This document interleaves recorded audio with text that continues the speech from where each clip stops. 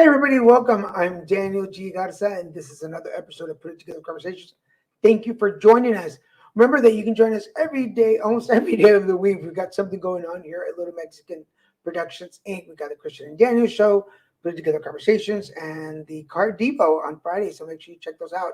You're either watching us on Facebook, LinkedIn, Twitter, or YouTube, and make sure that you follow our pages so that you can catch all of the shows. And you can come here and watch the recordings anytime you want. If you're on YouTube, do us a favor. You scroll down, hit that subscribe button and the notification bell. That'll let you know every time we post a new show on there. And again, we've got all kinds of shows, plus everything from comedy to our advocacy work. All the videos will be there for you to check them out. So make sure you do that. On today's show, I'm super excited. This is, I consider him one of the new friends that we have here. We met, I'll tell you how we met, but we actually already did another interview together. My guest today is Mr. Nathan Holley, and I'll tell you a little bit about him. Nathaniel Holley is, I don't know why I say Nathan. Nathaniel Holley is a graduate of Morehouse College with a BA in Political Science and International Studies, and a graduate of American University with a Master's in Legal Studies. He identifies as a Black gay man and also lives openly as HIV positive. Following diagnosis and a journey to radical love of self and truth, he began a road to HIV advocacy and served as a commissioner on the Washington D.C. Regional Ryan White Planning Commission from 2016 to 2020. After relocating to Dallas in 2020, he founded the Freelux Project, a 501c3 whose mission is to provide virtual mental health services and health access to underserved LGBTQIA folks and their allies. He believes that it's important to live his truth openly to give those who are maybe struggling a little hope to live in truth and push from pain to healing. I love that. His passion is found in his writing. He's quoted in saying, "Writing has always served as my vehicle to connect with the higher power. In my writing, I use real life and poetry to leave my mark and urge those who read my work to do the same." And let me bring him up to the stage. Nathaniel Holley, how you doing, sir? Hey Daniel, hey everybody. Not only looks, but brains too. You're like this Mr. Brainiac. What's going Oh, on you're here? too kind. You're too kind. Thank you. Thank you. I'm so glad to be here. As I mentioned, we want to do a shout out to our friend Mike on the Mic, where we Yes. actually connected. But interestingly enough, I knew of you from before that because we were both on the CME Outfitters campaign for PrEP and getting tested. So we were both on that campaign. Yeah, that's been a great campaign this year. It got a lot of visibility. So I was really grateful for that. And I was also like, amazing to see you on the other side of that as well. So it was great to be part of that, to put some information out about PrEP and, HIV statistics today. If you haven't seen those videos or those posts, I'll make sure to repost them on the Put It Together Conversations page so you can check us out. But we're both on there. It was really cool because they had us take, I don't know if it was the same for you, just take some selfies at home basically, and then they kind of cut them out into some really cool information videos. I actually had a friend come over. They were there for dinner. I'm like, as long as you're here, like, pose. Well, yeah, I mean, the funny thing is my partner is a photographer, like a really like a celebrity photographer. So and he actually took my pictures. So I sent a few raw photos to them and they just took them and used them for the flyers. So yeah, that was great. Yeah, I already had them. That's kind of what I did because my friend Jennifer is a photographer, and she just happened to be at the house for dinner the day before the pictures were due. And I'm like, "Oh, you're here." I'm like, "Do this for me." And she's like, "Okay." So we just did it in my bedroom and took pictures. But for those of you, it's a really cool campaign promoting PrEP and getting tested and knowing your status. So we'll make sure to repost all of the videos and photos that we have of both of us in the campaign. Plus, we look real, if I say so myself, we look really cute in those photos. So let's We do, we do, we do. Yeah, shout out to CME Outfitters. they pick the good pictures. But you have such a great story that I don't want to take away more time. So, Nathaniel L. Holley, tell us how you put it together. Okay, sure. Well, how I put it together now is really being conscious of who I am and who I want to be. My journey to self started a long time ago, but the most relevant periods of it kind of started after I was diagnosed with HIV in 2012. So, prior to that, I was raised, I guess I can even go back. Let's start back because we actually had the time. I was born and raised in Dayton, Ohio.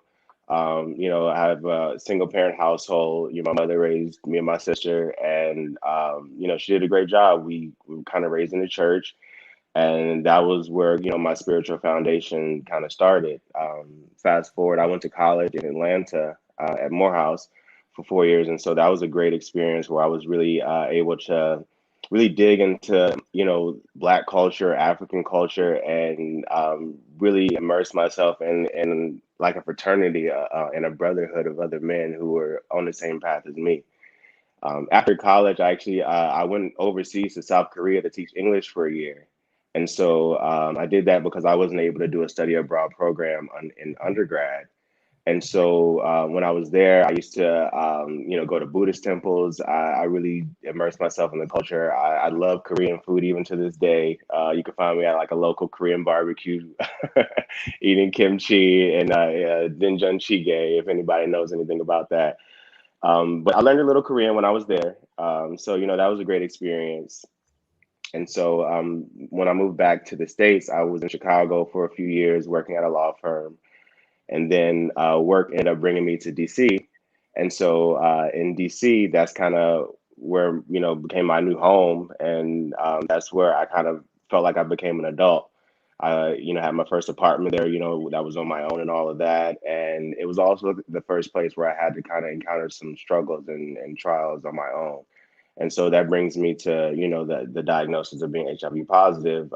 It was really difficult at first, being, from the Midwest, a pretty conservative family, religious family. It was like that was the complete antithesis of what I was supposed to, the label that I was supposed to have. And so when I was diagnosed, it was like, who am I now? And so because I didn't have the answers to those questions, it really led me on a dark path, and I really fell into a deep depression. I strayed away from a lot of my familiar relationships, and kind of went into myself to try to figure out, how to live and how to move on with that. And so in the midst of this, I ended up, getting into a relationship. And truthfully, that relationship gave me the strength to be more open and accepting of my status.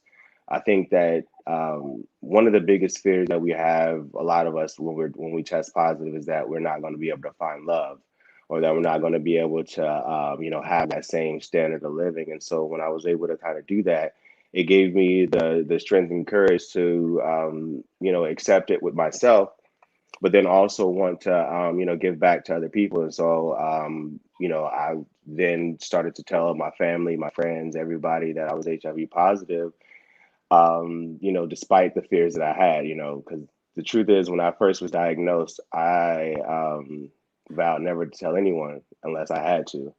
And so it was that deep fear that now I won't be seen the same. It's like that, like the scarlet letter. That's one of the images I used to see when I looked in the mirror, because it's now I hold something that I can't get away from. And if you read my bio or my resume, kind of like everything kind of lines up.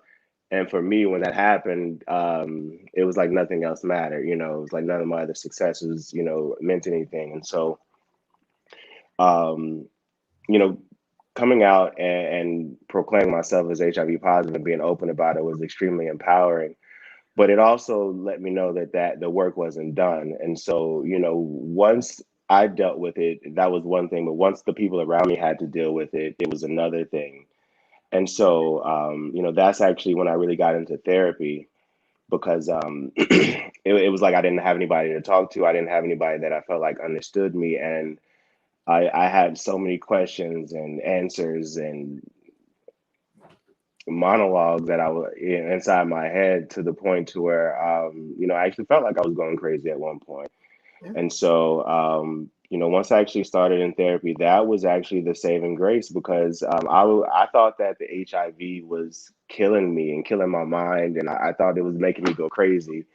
And the truth is, I was undetectable. I was, on my medication. It was just the fact that I couldn't deal with it, and so. Um, because I was living kind of in two different realities. I was living the reality of like, yeah, I'm okay, at work and around certain people, and then having to come home and deal with taking 3 pills a day. It really messed with how I saw myself and how I saw reality. And so, when I entered therapy, that was my chance to kind of put everything out on a table. And really sift through my shit, excuse my French, my stuff. I don't know if we can curse, but that I know I throw them out here it and is there. real. Everything you're saying, and I'll just pause you for a second. It is so interesting that you're talking about being diagnosed in 2012. I was diagnosed in 2000, and even with 12 years difference, what you're saying resonates so much with what I went through uh, when I was diagnosed. So I get it. I get the fear, the stigma, the shame, the feeling sometimes worse for my family and them having to deal with people knowing that I was positive than me. Like I was like, I can handle it. Like I'm good. Hmm. But when people would push my family aside Yeah. because I was positive, that hurt me more than me. So I'm everything you're talking about, the religious, I was raised Catholic, the conservative, my family, like we were raised conservative. Like everything you're saying, I'm like, we could be the same person. If you wrote your story, I just have to change my name into it, and we're talking the same story, which is really interesting. Yeah, I mean, and truthfully, that is the beauty that I found in my story was that it's not just my story. Like it's so many other people's story. Like there's so many other people who have the same fear, who have the same shame, who have the same, family. I mean, in a lot of cases, a lot of people that I talk to and I coach, they're in even worse situations than I came from. Because I do a lot of my advocacy on social media, it connects me with a lot of people in a lot of different countries, like Uganda and Nigeria, and in certain places where gay rights are way behind where they are here in the United States, and because gay rights are way behind, rights and resources that are targeted towards them are behind as well. And so you have the culture, you have lack of resources, and you have these people in situations where now they're positive and they don't have an outlet. And so, if I can give them a window into somebody's life who's living with it and able to kind of make sense of it and make a way and still kind of progress and live a full life, then that makes all the difference. I could care less what anybody thinks about me, and knowing about my status and whatever, because the truth is, if you're educated enough, you know that it's probably healthier to be around me because I am positive and I know it and I'm undetectable, as opposed to somebody who's not engaged in the health system, who doesn't go to the doctor and, is not conscious about what, their body and what's happening. And we even have Stephen who's commenting that, yeah, himself, he was relating to our story too as we're talking. So Yeah, we're hey, glad Steven. that it's such a universal story that, but until we start talking about it, we don't realize how not unique it is. I mean, yes, our diagnosis, our story, our journey is ours, but the bigger picture of it, the being diagnosed and whether you're detectable, because when I was diagnosed, it was already AIDS. But as you're talking about feeling lost and your mind playing games on you, like that was me. That was so me. And Yeah. I know a lot of people even to this date who are diagnosed with all the information that we have 40 years later, they automatically go back to that basic thought. It's like, my life is over. Who's going to love me? What Yeah. is my family going to say? And, et cetera, et cetera. So I'm so glad that we're having this discussion because, again, 12 years difference, different personas, but yet we're brought together by that similarity. I don't know. It's really cool. Really cool. Yeah, no, I mean, honestly, even when you were saying that, it made me think about like there is a continuity of everyone's story. And I think that, even with the diagnosis, there are certain stages of grief that you go through because you are a different person, and there are certain acknowledgments that have to come with that because you have to then take care of yourself in a different way than you did before. And so, because of that, it's a lot of times it's very difficult to kind of get over that hump and to that next level and to say, like, this is my life now, and I'm going to take it and champion it, especially when they have held so tight onto an image or a goal persona that they want to be. If those two don't merge, especially in the gay community, depending on how old you are, it's very superficial. It's very, about how much you look, how you look, or how much money you make, or all these other things. And so once you kind of stack all these variables to make yourself marketable, and then you have that, for a lot of people it's very difficult, and so that shame disallows them from being honest with other people, which, I mean, unfortunately disallows them from being honest with themselves. And so that even gets you into more trouble. Yeah. It can be a vicious cycle. And the truth is, although HIV is one of the basis for my advocacy, the true basis of it is really just radical love of self and self-discovery. Because when I got into counseling, I realized, like, the HIV honestly was the least of my issues. Right. That there was so many other things in my pathology and from my environment that I had learned that had even put me into decisions that I made choices that allowed me to be, susceptible to HIV, so dealing with all of those things in terms of how I was sexualized and how I developed, in all these different ways, having to really just tackle that in terms of being a man. And today, HIV aside, those were a lot of things, because even now, one of the biggest things that I'm trying to deal with is healing a little boy inside of me that I kind of put to the side to be the strong person, so that I could go out and be what I thought others wanted me to be. Yeah. Before you continue, I want to remind everybody you're watching Put It Together Conversations. My guest today is my friend Nathaniel L. Holley, a fellow HIV advocate, and we're talking basically about fear, shame, and stigma, not just in the HIV community, but slash in the gay community, slash in men of color community. Because, like you said, once you pull up, I'm with you. Once I went to therapy, and I was like, "Oh, I'm HIV positive," and the therapist was like, "Okay, well, let's take that out. Are you better?" And I'm like, "Well, no. Like, shit, I'm worse. Like, there's all these things in there. Like, I was using HIV as the cover for all the other problems, and then it's taken me 20 years. I just celebrated 20 years positive in September, and it's taken me about that long to really uncover some of the issues, as you were talking about, growing up and being a young boy, and the Latino community, be macho and don't cry and don't have Yeah. feelings, don't have emotions. And then the gay community, because I grew up there in Dallas, the gay community in Dallas is like, you got to look this way and you got to hang out at this place and you've got to do these things. And you're like, I can't live up to that. I can't. We do have a question on the board for you, so let me bring that up. Okay. Nathaniel, how have you moved forward and broken through your social cultural homophobia wall? And how do you develop your healthy self-esteem? I do that, and I've done that by dispelling all the things that I felt like I had to do in order to be a man. Growing up in my family, I was raised by two women, and so, by my mother, and my father wasn't in the household, I should say.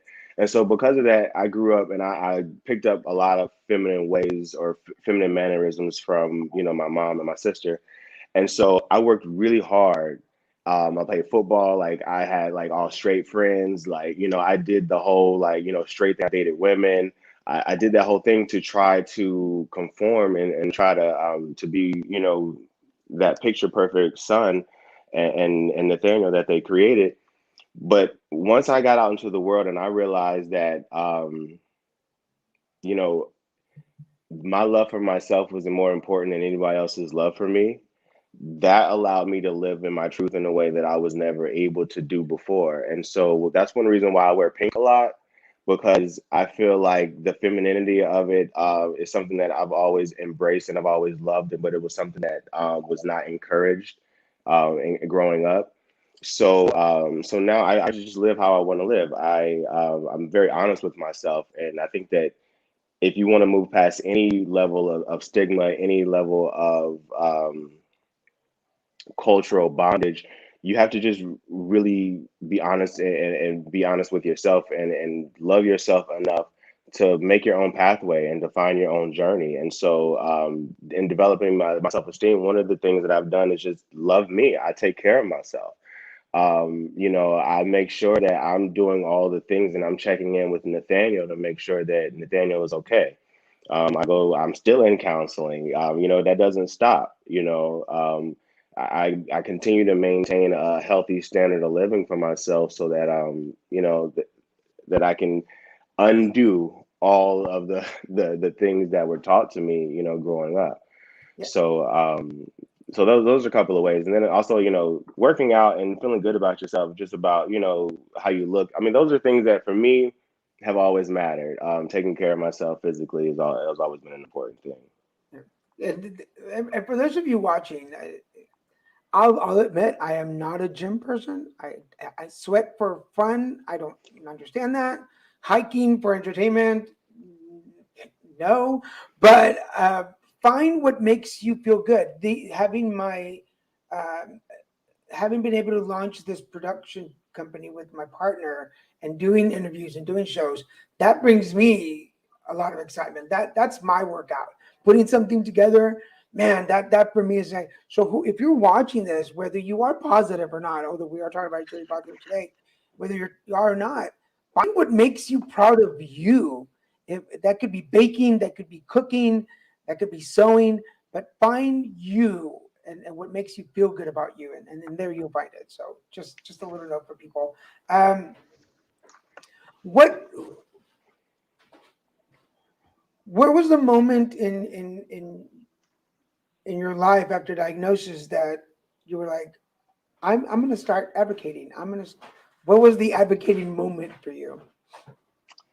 Um, I would say, I mean, when I got into counseling and I started to go into like group therapy, I realized that I had a voice. And so once I realized I had a voice, I just felt obligated to use it, and to continuously use it. It started with going to, different group sessions and putting my status out on social media, but then it grew into a deeper need to work in the community. And so that's when I started on the Regional Planning Commission in D.C., which is, a federal grant funded organization that allocates money for those who are, who really don't have access to the resources. It basically takes care of the least of us.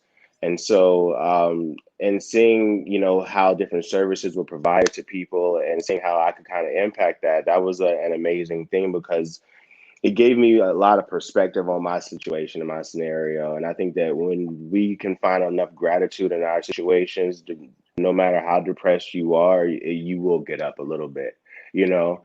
And so once I kind of got started, it was like, it's hard to stop me. I feel like I've kind of always had a voice for the marginalized. I went to Catholic school my whole life. And so, I've always kind of had a spiritual aspect to me. And so once I actually got into the work and found out that I was capable of doing the work, I kind of found myself in the work a little bit more. And so it is now just kind of in tandem and kind of synced with my journey in life to advocate for those who do not have a voice and who have that much fear to not say anything.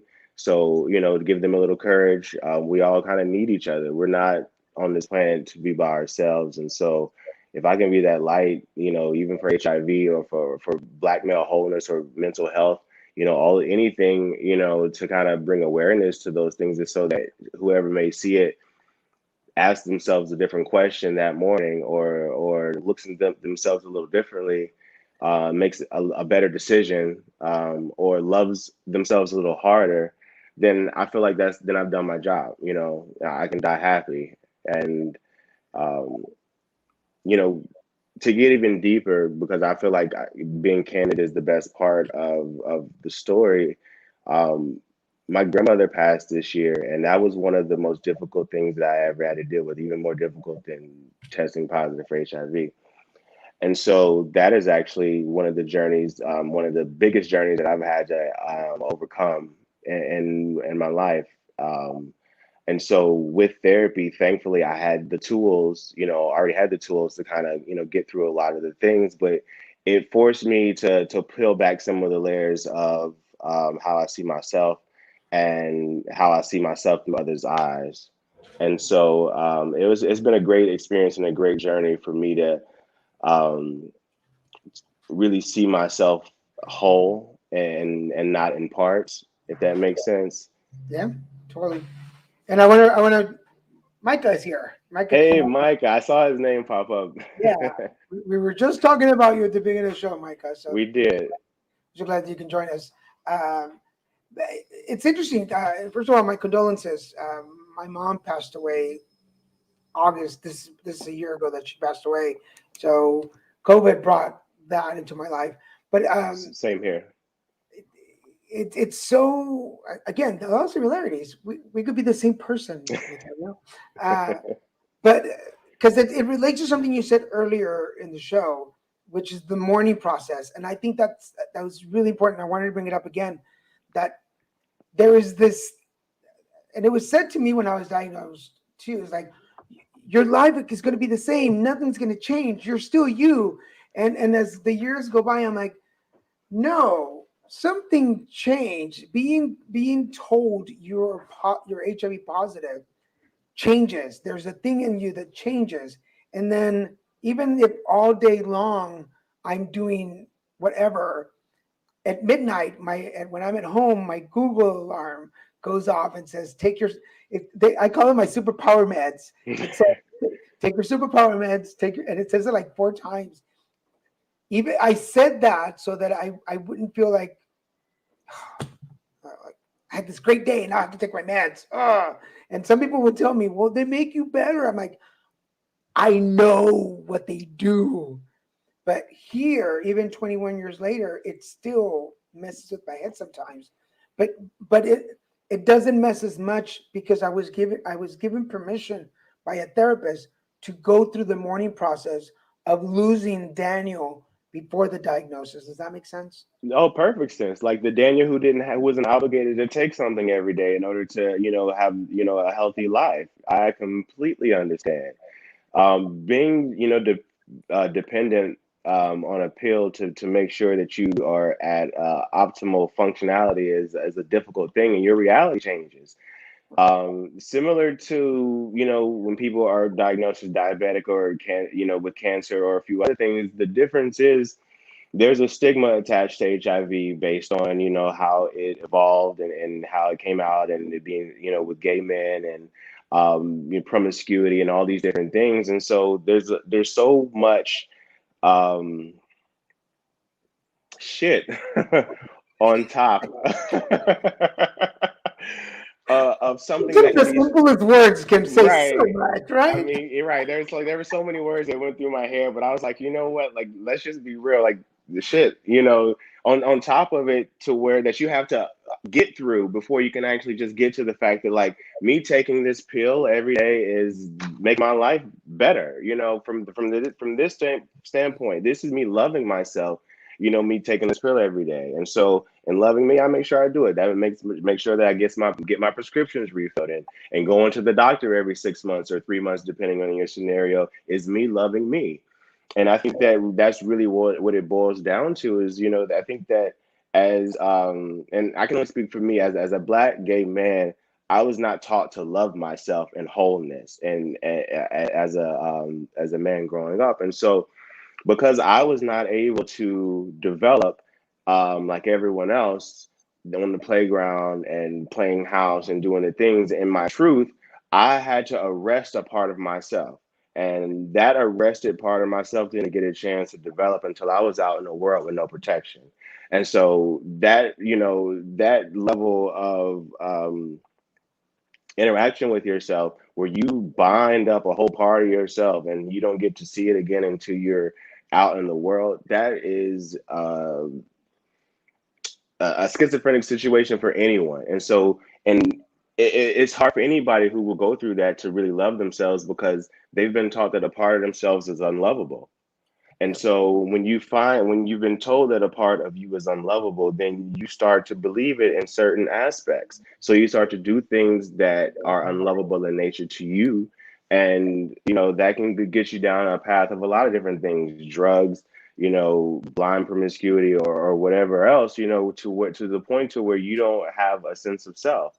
And so I think that, really that is the essence, really loving yourself is really one of the most important things that you can do um, after diagnosis, and loving yourself in wholeness. Like, you love that part. Like, yes, you love the HIV, because the HIV in me gave me the courage to go out and be, you know, all the things that I never thought that I could with this. I thought that this was going to take me out, that wouldn't still be here, that my standard of life would be completely diminished, that I wouldn't be successful, that I wouldn't, still be able to progress and do all the things that I wanted to do in this world. And that all was completely false. But I had to believe that. I had to understand that those things were false, and that is all about understanding that, you really can control how you view your reality if you're honest enough with yourself. Exactly. And interesting enough, as you're talking about that, about self love, I was taught that I could love myself so as long as I fit the mold of what a macho Latino man fit. Like, if you fit in the square, then you can love yourself. If there's anything outside of that, Yeah, we're I'm gonna have to sorry. yeah. For everybody watching, you are watching Put It Together Conversations. My guest today is the wonderful Mr. Nathaniel L. Holley. I'm your host, Daniel G. Garza, and we're talking therapy, self-love, and the need to speak. That's another thing that I'm with you. Like, there was a certain point in my advocacy work where I crossed this line where it went from I want to do this, I want to share my voice, to I need to share my voice. Like, and it got to the point, I was like, I don't care if nobody's watching, I don't care if nobody's listening. I need to share what's going on. And that was so true in my diagnosis with HIV, in my cancer, in my stoma. Like, every point of my life now is like, some of my friends are like, don't you think you share too much? I'm like, I don't think I share enough. I should have like a big brother camera in my room 24/7. But does explain to us, for the people that don't understand that need within you, how does that feel, and how do you manage it? Because you have to manage it too. Yeah, I think that I mean, one of the true things about becoming HIV positive is that there's a fact that you now know of life. And so now that you know that fact, you then have to either accept that fact or deny that fact. And so in accepting that fact, it truly allows you to empower yourself. It can be a chance for you to really empower yourself. And so um, I think that when you find that piece of something that you have dreaded and you have loathed, that is now a part of you, you can't do anything but be honest, with yourself and with others.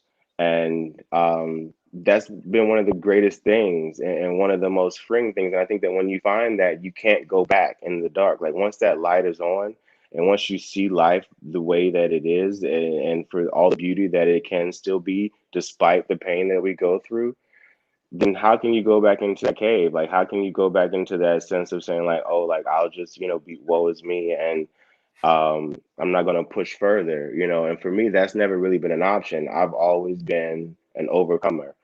And HIV was the one thing that I never thought that I would have to overcome. But because it was the one thing that I never thought that I would, it was the one thing that I think that I had to. And because of that, I feel like, I have a duty, to to be honest as I can. You know, that even, you know, that spills into my writing. My writing is a candid journey into, you know, my thoughts, my heart, my mind, my soul, and all the things that, you know, make me afraid to put up my defenses, you know. And I think that in sharing our vulnerabilities and, you know, going back to what we said before, we are able to connect with people. And once you get that feeling and you see that you can kind of turn a light on and share some of your light with somebody else, you know, it it's an addiction, and it's an addiction, you know, in a I way, you did. know, but a good one, you know. When I was diagnosed with anal cancer, and some people have heard the story. It was on Cinco de Mayo. I was diagnosed on Cinco. I tell people that's one of my jokes. That's how Mexican I am. I was Cinco de Mayo, but we went to the doctor, and on the way back from, for those of you that know Southern California, from Newport back to Culver City, Christian was driving, and I'm in the passenger. I'm texting my sisters like, "Hey, there's something came up. I need to talk to you." But without even looking at Christian, I said, "I'm going to make a video when I get home." And he didn't even look over at me. He was like, "Of course you are." Like, yeah, like that. It's you. Like, of course you're going to share this with the world. Like it's.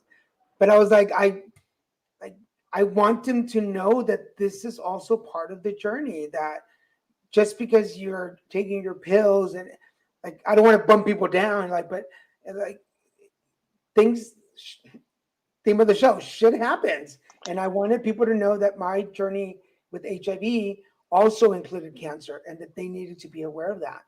Yeah, yeah. I mean, and truthfully, that's something that I've always, you know, been very rigorous about screening because I have a history of cancer in my family, and so I think that, you know, just as we grow, especially as men of color, we have to, you know, be open about how we engage the healthcare system and talk about the fact that we do, you know, go through certain things medically and that we need to go to the doctor and be more proactive about how we take care of ourselves. You know, I know a lot of people who, a lot of my friends who are not positive, they don't necessarily go to the doctor that regularly. They may go get tested or something like that, but they're not checking out the other things and other issues that they should be concerned about as we age. And so, you know, that really is kind of like one of the catalysts in terms of like me working out because, you know, my grandmother, she lived to be 101 and pretty much my whole life she exercised. And so I was like, well, if I have any chance to get to, you know, anywhere close to that, I gotta, you know, get some of that. So, you know, that's one of the reasons why I maintain some, you know, form of activity because I saw what it did for her. Yeah, And, you know, that's just the same thing, you know, like she showed me that. And so, you know, that's something that I've been able to take and use not just for, you know, building my body, but also, you know, building my confidence or self-esteem or being able to set goals and reach them. You know, those different things or, you know, finding that like that little side passion for yourself that makes you feel good about you is a great thing. And it's even better when it's something that, you know, is improving your body. cool. We have a couple of questions on the board for you. We're going to go to the first one. It says, "Hi, Nathaniel. With addressing mental health and its problems, do you think, I think you missed a word, do you think the idea of toxic masculinity plays a huge role when communicating to people within the community?" Yeah. I mean, you know, it's not masculine to be weak. And so, if you're going to talk about mental health, you have to talk about vulnerabilities and certain weaknesses. And so, I think that in doing so, you know, for me, advocating mental health and making it more accessible to people, I think it opens the door to trying to kind of change that cultural aspect and how people view, you know, mental health and certain issues that people go through. I mean, depression is real, anxiety is real, you know, these things exist. And so I think the more that we can actually acknowledge them, the better off we'll be. I mean, and truthfully speaking, if I can be completely honest, I mean, black men that did not immigrate to this country have a DNA of trauma from slavery. And so, you know, the mental health issues that span back generations that have not been dealt with, I mean, those are a huge issue. And so I think that the more we kind of just highlight, you know, the overall importance of taking a introspective look at yourself, I mean, the better off we can all be. And so, me as masculine or feminine as you think I am, I'm very open about the fact that, I've been depressed. I've gone through anxiety, which has caused me to, feel like I was at bipolar at different times, and, have insomnia, and look for different ways to cope with life, which is a lot of times what we do, sometimes healthy and sometimes not so healthy.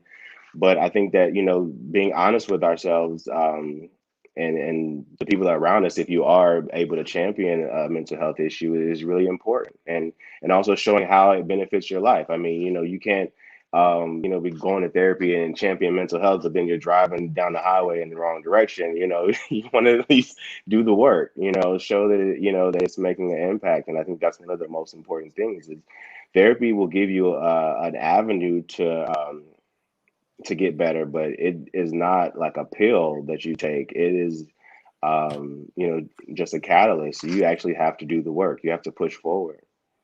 Interesting enough, as you were talking about like issues that the community faces, there's something similar within the Latino community, even for those of us who are first generation or even second and third generations from parents who came in undocumented, or there is this thing in your brain, genetics, that you just fear like the government, or you don't want to go to the police for help. And that is just something that like I learned from my parents. Even though we were documented, my dad was Texan, and he was still had that fear of the police because of his parents. And it just kind of translated to me until I got older. I was like, why am I afraid of immigration? I'm documented. Like, why do I hide from speaking up? But yeah, and to add to your answer, within the people of color, there is that generational fear that we kind of it's in. I don't know. I lost the word right now, but I'll come back to it in a second. We have another question for you on the board here. Okay. What would you say to family or friends that say you have changed, or that you're distant since your HIV diagnosis, if you are distant from some people? Okay. Well, I mean, yeah, I think that once I became real with myself, I chose not to be around anybody who was not real. And so any closeness or distance from any friends or family was a result of that. And truthfully, what would I say to them? I love you, and I pray you're well. And yeah, that's really all I. That's really, and life is amazing for me. Honestly, I think that we all have to kind of get past the whole point that certain people have to be in your life for your whole life. Not everybody necessarily needs to be along for the entire journey. And truthfully, if they're not there to support or provide a community for you, especially based on what you're going through, then they don't necessarily deserve to be in that space where you're trying to heal, because it's counterproductive. So yeah, that's really all I have to say about that. I think that at least in the Latino community, we're kind of we grow up going, well, it's your tia, she's like that. She's gonna say shit like that, like just and you go to a reunion, you're like, I hope she doesn't talk to me. I hope she doesn't talk to me. And the moment she sees you, she makes a beeline over to you, and trying to save you. Like, what are you trying to save me from? Like, I'm fine. But you're right. Sometimes sometimes I feel like I sound like a Hallmark card. So good to see you. Let's do this again. Next. And I you're mean, like, you have to create those boundaries, especially when you come into a place where you are a little bit more sensitive, and you do. I feel like I became hypersensitive after I tested positive, because I was so worried about what was going to happen to me, what was going to happen through other people finding out, and all these different things. And so yeah, family members, um I mean, they all know that I'm gay. They all know that I'm HIV positive. Whether or not they acknowledge support or any of the above, I don't know. But the people who are closest to me have always been close to me. Like, my mom, she's always supported.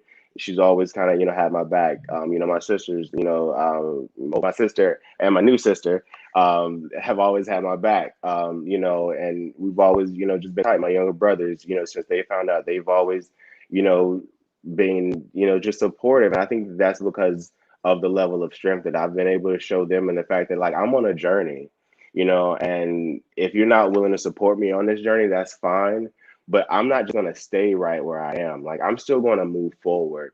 And so if you want to typecast me in this place where I am now, or what you may have seen of me, then that's okay. But there's so much more to me and what God has for me that, if I give this too much attention, then that's going to keep me away from what I have to do. And so, really, there's nothing to say to family or friends. It's more so what you need to say to yourself. Is because I think that a lot of times we mourn the changes and the differences in the relationships based on the fact that other people may be uncomfortable about our status. And the truth of the matter is, you're a different person now, in a way. And so, if they're not going to be able to rock with you, then you just have to be able to, love yourself enough to say that their time with me is over. Yeah. And my time is going to push me into a space where there will be people who love and support and acknowledge and not just tolerate me in the future. And because it will come, especially if you believe it. Yeah, I totally agree with that. Like I would like if like my extended family, like I know my sisters and my nephews, and my dad, they love what I do. They appreciate it.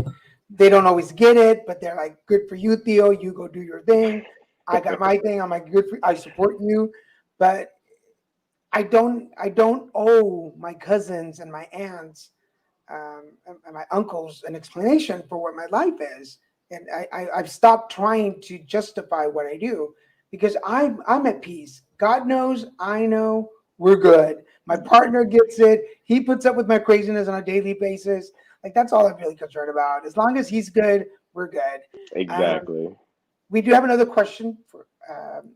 How would you one reach out to participate in commissions like Ryan White Planning Council or Commission? Oh, okay. I mean, honestly, you can contact any of your local community-based organizations or the health department. That's probably the best place to start.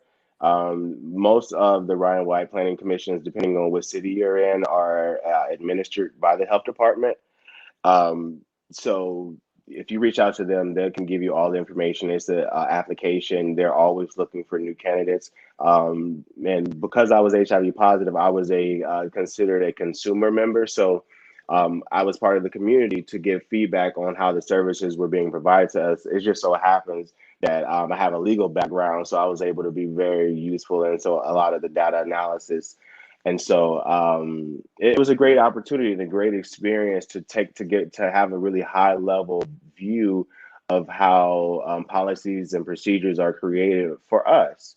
And so on the commission, we got to look at how services are provided and, tweak things to make sure that the needs of the people were actually getting met. Because a lot of times there are certain barriers in care that we don't realize, and sometimes it just takes a little tweak to make sure that that supply chain flows freely, for everybody, no matter And if you with have that, insurance or money. I'm gonna say hello to the folks in Houston, the Harris County Ryan White Planning Council. I was part of that for 5 years, so that's another thing Yep. we have in common. Yeah. So I was in the priorities and allocations. I handled the money. I was not very popular. People did not like me. People did not like it when you had to shut things down and move money around. Long story short, they used to call me the hatchet man for 7 years because Were we you had, cutting budgets, Daniel?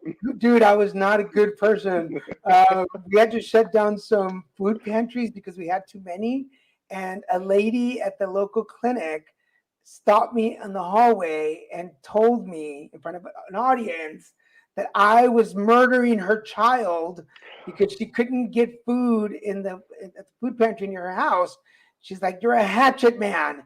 And there were people that I knew, friends that were listening, and they're like, so in close quarters, we're like, "So you're the hatchet man, huh?" And I was like, but I carried that title for like 5 years. So yeah, Yeah, I mean, hello. unfortunately, sometimes you have to, make hard decisions when you're, on a planning body like that. I mean, we had to shut a couple of organizations down because they weren't, compliant. I mean, what do you do? I Right? mean, we So, want the people to be served, but it has to be done in the right way. yeah. So if you want to be popular in the Ryan White Planning Commissions or councils, do not go for the funding part committee. Go somewhere where like it's more fun. 'Cause Like I needs assessment, or yeah, or like just executive committee. especially we would have public forums and people would come up and be like, "Why'd you shut down this thing?" And be like, "Because we don't have any money. We'll find the money." I'm like, "Okay, let me just go get a leprechaun and get the money that we need." Like we're Well, the funny thing is, Daniel, like we had so much money, we had to find places to put it, and that's the funny thing about it. It's like we had to create different initiatives to make sure we could spend it all, because you get dinged if you don't yeah. spend all the money. We got so much to talk about when I come to So this is the part of the show where we ask our guest, Nathaniel Holley, to share some words of wisdom. Not that we haven't through the whole show, but what special words of wisdom do you have for the people watching? I'm gonna tell everybody what I've been telling myself daily for the past few months. Be compassionate with yourself. Be compassionate to yourself. Look yourself in the mirror and apologize to that little child inside of you for anything that you may have felt like you did wrong to them, or how they were wronged, um, because that's important. We may age, but the innocence within us never does. And so, seek that out a little bit more. And I think that you'll be a little bit more happy. You'll find a piece of yourself that has been hiding in a corner, kind of afraid to come out based on the defenses that we put up so that we can exist in this world. So, if I had any words of wisdom, those would be it. Be compassionate to yourself, and say hey to that little person inside. I so love that. I so love that. I wrote a book over the lockdown. That was my COVID baby. I wrote a kids book, and which I'll talk Oh, I about saw that. the shows there. Thank you. Yeah, and in the to the author page at the very back, and actually, yeah, my publisher wrote it, but we posted a picture of me as a kid. I was like 5 or 6 years old, and the book when I wrote it, I meditated and brought him forward and talked to him, and I said, "Hey, little Daniel, like, what do you want this book to be like?" Because I had written one draft, and my publisher was like, "Nah," and so I was like, screw it, I'm not going to write this anymore. And then my mom passed, and I picked it up again, and I'm like, stop writing it for you. Write it for the little kid in you, the one that needed that energy, attention, and was kind of lost. And then I wrote it for him, and I'm pretty proud of it. Like it worked, and it's been a year since him and I went through that. And I really do, and I think Christian will like agree with this. I've become a little more like I need a hug. Like give me a hug. Like Yeah, I mean, there, there's so much freedom in that, because we're taught like not to ask for certain things, or to like, the self-soothe, and don't cry and all these other things. But I mean, that is like a huge thing to just be able to say like, I need a hug, like can you give me a hug, or like, I'm sad right now, can you just go take a walk with me, hold my hand, all these things that we say that we're not supposed to do because we can't feel. But the truth is, like, our emotions are the best part of us, because that allows us to connect to each other. And so if you don't acknowledge this, those things, it can become a really crazy thing. So thirsty. What is yeah, that? that's my partner. That's Christian. Oh. Right? Yeah, that's for me.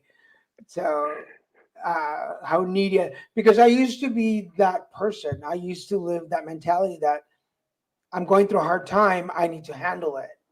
I got this. Like, Hmm. no, don't hold me, don't touch me. I'm not gonna cry. I got this. And then I would drive home or be home alone, and I would like You completely would break cry. down. Yeah. And then in that moment I'd be like, I wish somebody would hold me. But then Christian would be like, do you need a hug? No. Yeah, no, I'm I'm good. natural. I got it. Yeah, I'm working on that. I'm working on that. And then but now recently in the last year, like sometimes I do a lot. I'm involved in a lot, and sometimes I'm just exhausted, and I'm like, I want to keep going, but I need a hug. And I'll just look at him in the morning. I'm like, I just need a hug. Like, just hug me. Uh, is it? I'm so grateful, formerly known Rock Daniel. How dare you, sir? Okay, you are banned from the show. You will not watch the show again. We're down to the last 5 minutes. Let me put up your website. So anybody want to hear more about Nathaniel, Well, connect it's with. actually not up, but it will be like within the next day. I've been working on it and Oh, tweaking it and putting it up and taking it down. So, it's okay. perfection is hard to reach. But you can find him on Instagram. So Yes, go yeah. So the find him. Nathaniel Holley official on Instagram, or if Yeah, you Google Nathaniel Holley, trust me, you will find me. you'll find him. Yeah, you and I are very like. When I tell people like go look for Daniel G. Garza, it's like how will I know? I'm like, you'll know. Yeah, I You'll know. mean, either through my LinkedIn page or my Facebook or Instagram, those are like the first three things that'll pop up. But you're very active on your Instagram. You do a lot on there. Yeah. Oh So yeah, go that's out. like my number one way, like for outreach, and because a lot of everybody's always on Instagram. I'm trying to learn TikTok, but I feel like I'm aged out a little bit. Like it's still difficult for Shut me. up. Whatever. I'm gonna put you on. How old are you, Nathaniel? I'm 35. Shut up. Whatever. Dude, I'm 50s, and so don't even start Are you there. really? Yeah, I just turned Oh, 50. I had no idea. I would have thought you were like closer to my age, way See, closer. that's why I love you. That's why you're on the show. Just to perk me up. Anything else before we go? We got about 4 minutes. No, just keep looking out. I have some projects that are coming out. I know last time we talked, I told you about a book that I've had in the works. And so, through my therapy, I've kind of been changing some things around and how I kind of want to approach my levels of vulnerability with the world. So, yeah, that's going to be coming out soon, probably before the end of the year. But of course, daily I put out quotes, scriptures, different things that inspire me on my social media. So please follow me. Reach out if you got questions, and keep loving yourself and then love somebody else. And we already talked off camera that I'm going to be in Dallas, hopefully, excuse me, knock on wood, the weekend of Thanksgiving. So who knows? If I come and visit, maybe we can do something live together. Hey, that would be great. We can do a live broadcast here at the house. I already You told you, know? I'll cook, so I will make that promise. Okay. So for those of you watching, please come back. And when your book is ready, would you come promote it on our show? Oh, I would love to. Yeah, I would love to. Thank you for the offering. Man, it has been such a pleasure. I fell in love with your energy when I saw that we were both part of the CME Outfitters campaign. Then we had the pleasure of being on Micah's show, and I was just like, man, this dude is like we think we're there, and now getting the chance to talk to you for an hour was such a pleasure. Thank you, and please come back. Yeah, thank you, Daniel. I appreciate it and the work that you do. Sweet. Okay, I'm gonna put you in the green room. Don't go anywhere. I'll be right back for you. Okay. For everybody watching, remember, keep an eye on us. We've got things all week long. If you have not caught the Christian and Daniel show, make sure you catch. Make sure you catch that on Wednesdays at 6 o'clock. The Card Devo show is on Fridays at 5. We're taking a little break on the Card Devo, but we'll be back really soon. And then on Saturdays, you can catch a couple of interviews here. Sometimes we have 3. Sometimes they pop up during the week. So make sure that you are following us on any of our pages, Facebook, Twitter, YouTube, and LinkedIn. Hey, and if you're on YouTube, would you do us a favor, scroll down, hit that subscribe button and the notification bell, and that'll let you know every time there's a new show, something from comedy, any advocacy work. Also, we still have the first edition of Grumpy Bunny and the Colors Game out. You can find it at any of these 5 outlets. Go check it out. Grumpy Bunny is a book about Bunny that woke up grumpy one day, and his mom is teaching him Colors Game, which is actually a guided meditation. So go check it out. It's good for young people and adults. We are working on some other projects coming up for the end of the year. I'm traveling a little bit, so I may be in your city, and I'll let you know where I'll be so you can come by and say hello. Remember, put it together conversation. This show about folks. It's about you, where you come from, where you are now, and what your journey has been like. And the idea is to motivate and inspire you to go after your own dreams and goals. And I hope that today's guest has inspired you to go after your dreams. We will see you next week with a couple of new guests. Until then, have a good one.